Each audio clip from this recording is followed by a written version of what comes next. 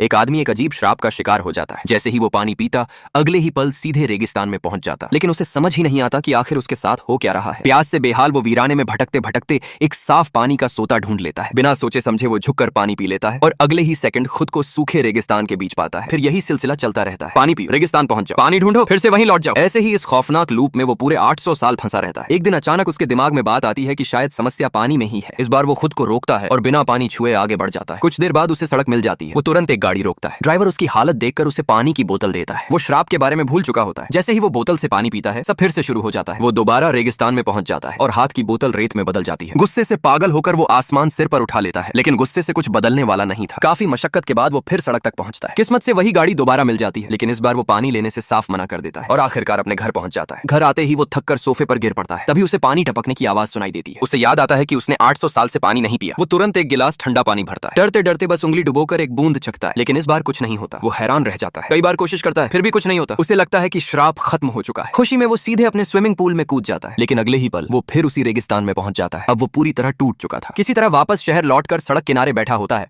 तभी अचानक उसे श्राप तोड़ने का तरीका समझ आता है। वो सामने से गुजर रही एक लड़की को रोककर उससे बस एक बात कहता है। अगले ही पल उसके चेहरे पर सुकून भरी मुस्कान आ जाती है और वो लड़की अचानक रेगिस्तान में पहुंच जाती है। अब उस अंतहीन श्राप का शिकार कोई और बन चुका था। तो बताइए, अगर आप उसकी जगह होते तो इस श्राप से कैसे बचते?